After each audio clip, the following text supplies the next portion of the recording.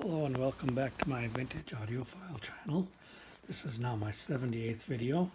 Today I'm going to mainly be working on showing you the review for my Numark Pro TT1 DJ turntable that I have here, and it is being powered up by a Aiwa AV-D67 home theater receiver that was put out around 2001.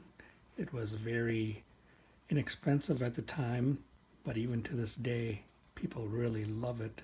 It has tremendous power and tremendous sound with DSP and Dolby Pro digital and DTS and all that. Also a 5-position equalizer and all kinds of different inputs, including optical and digital inputs, coaxial, all that kind of stuff.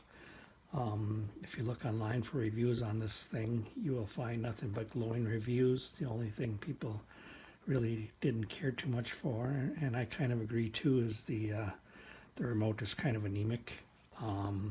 It's a very small remote which has a shift button on it, so that a lot of the buttons are dual purpose, and that can get kind of annoying at times because you most often have to push with 2 fingers the shift and another button at the same time if you want to get the desired effect that you're looking for.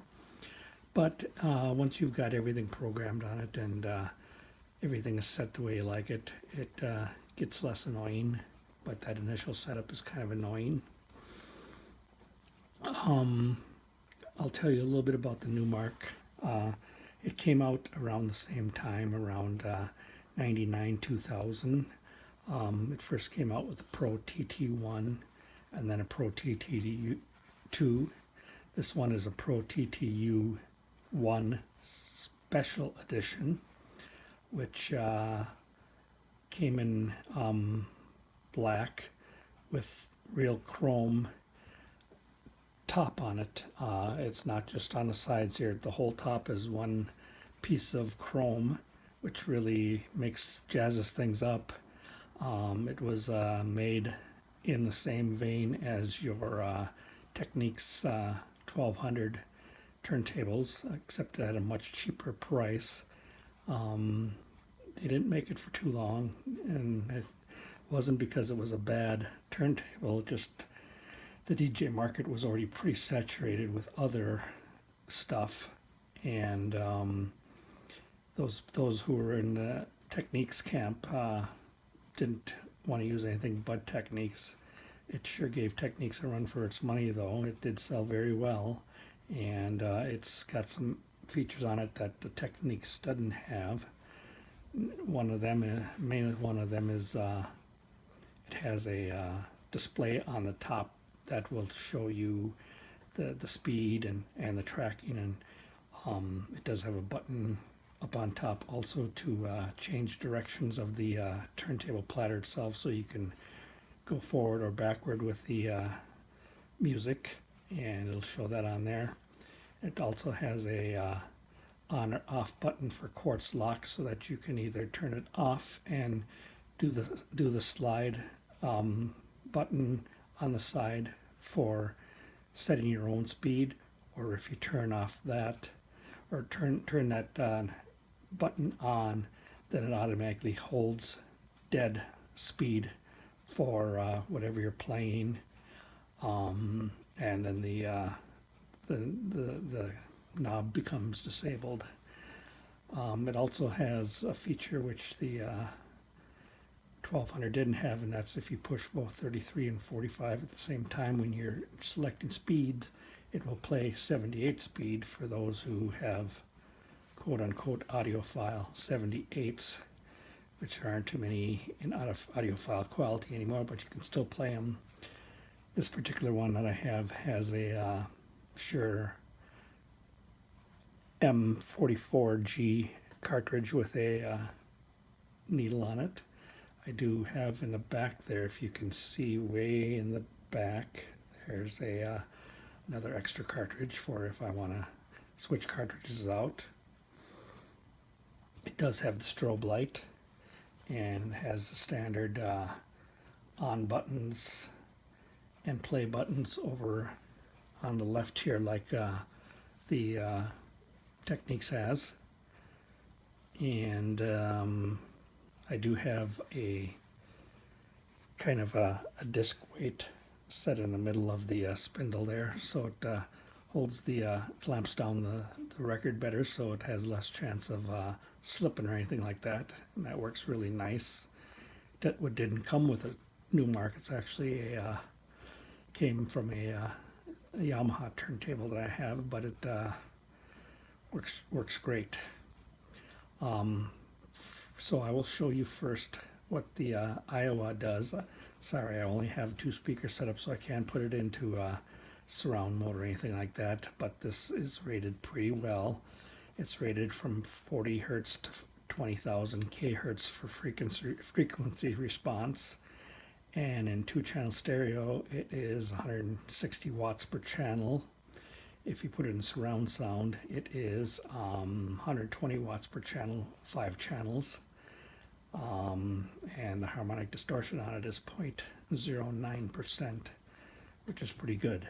And it has a T-base button on it that you can push. It's either off, or if you push it once, it'll go up 1 increment, and then 2 increments, and then 3 increments to get the most bass you can out of it. And that works really well. You can definitely tell, even with the small speakers I have here, of the bass increasing each time you push it. So I will turn this on. The one thing you will notice on this one, it isn't showing it right now, but if I had it turned on correctly, there would be a clock showing there. I have it shut off right now just because I have it in eco mode so that it doesn't use power when it's not on.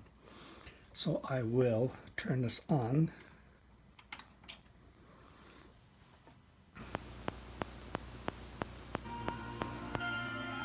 And as you can see, it works. And I've got some of these tuned here.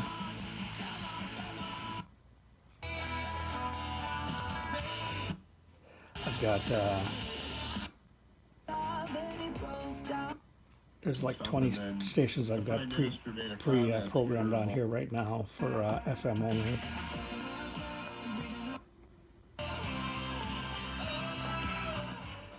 And as you can see, it does work fine. I'm going to pause this video for a moment so I can change my position here and let you see better what the turntable itself looks like from above, because it is pretty flashy looking, and it does have the same kind of things on as the Techniques, like a similar tone arm setup.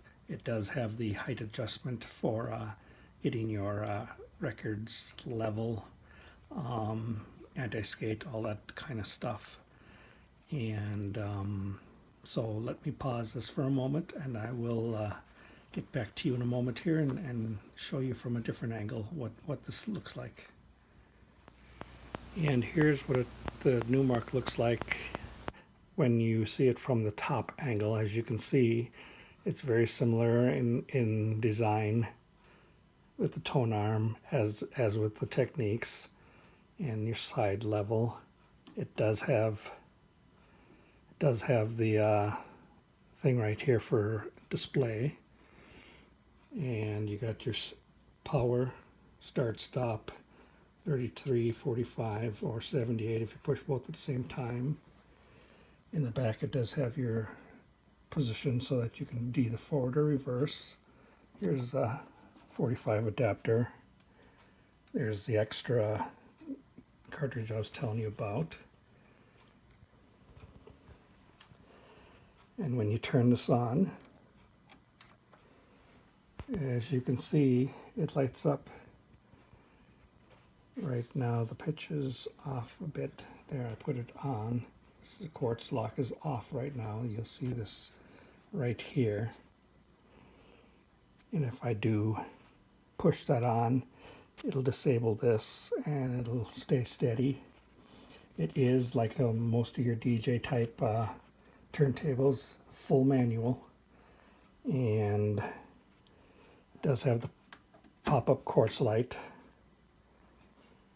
and it does have the speed here that'll show you if that you're steady, and when you do have the quartz lock on, it is rock steady. So I will put the power on. I'm going to turn this up, put it in place here. Oops.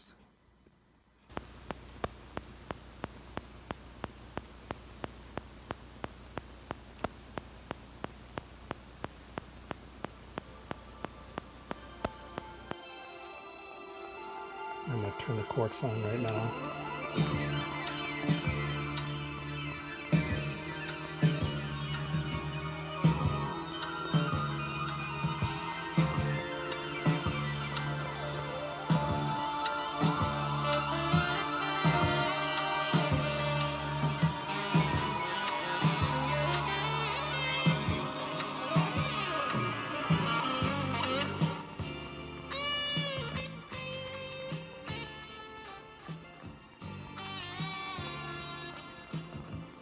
As you can see, it's rock steady.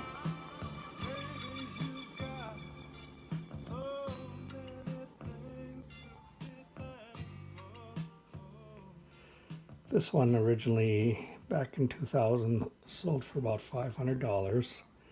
And even to this day, if you want to find something like this on eBay, that you're still going to pay around $250 to $300, and maybe even more if you can find the special edition, which they didn't make many of.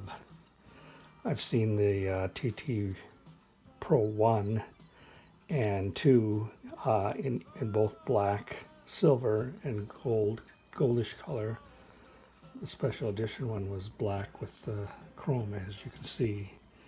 It is chrome and it does shine like a diamond. Adds a little bit of pizzazz to the whole experience. So that's about all I can say about that part of it. So I will pause again so that we can get back to a better position like we were before. So just hold on a minute.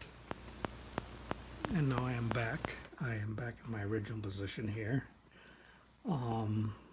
This, like I said, this is a really nice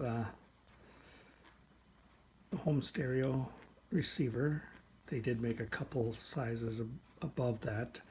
They made a D67, which is 170 watts per channel in 2-channel, and a D97, which was 180 watts per channel into 2 speakers. But for the most part, they had most of the same type of specs as this one did, and maybe a few more inputs and outputs, but this was pre-HDMI era, so a lot of people would not even bother to look at something like this anymore. But for those who still have older equipment and don't have the use for HDMI, or have HDMI but also have composite on their DVDs and stuff like that, this works just fine. Like I say, it is a 5.1 surround sound receiver, and it does have a tape monitor on it. You can hook up tape to this as far as a cassette tape, also input for CD, and then you got your tuner phono. You got an additional auxiliary for whatever else you want to hook up to it, plus a video 1, 2, and 3 inputs, with video 3 being on the front here. and it is pretty decent for what it is. I didn't pay full price for it because I got it as a demo model when it came out, so I was able to get it at a cheaper price, and I still use it in my bedroom all the time. I just decided to take it out of the bedroom to use it to show this video here, because it is such a nice entry-level type of thing, and even though Aiwa doesn't really do home stereo stuff anymore, they kind of went by the wayside in the 2004, 2005, kind of like same with Harman Kardon and others like that, but they left a lasting legacy, and it is a very good little workhorse. Never had any problems with it, and after 20 years it still is held up just fine. It's not like some of the other more modern stuff that overheats and goes to kaput.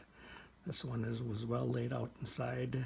Nice big transformer. It weighs about 30 pounds, and the Numark itself, I don't know what they're using for construction in it, but it also weighs a ton. It comes in at about 27 or 28 pounds. So it takes a little bit of arm strength to pick up both at the same time and carry them around. So that is my video for today. I hope you liked it. If you did, please leave me a message saying that you liked it. Please feel free to subscribe to my channel if you haven't so already. And I'm thankful that I was able to make this video for everybody out there. And I hope you enjoyed it as much as I enjoyed showing it to you. And until next time, stay safe, have a great day, and I'll talk to you soon. Thank you. Bye-bye.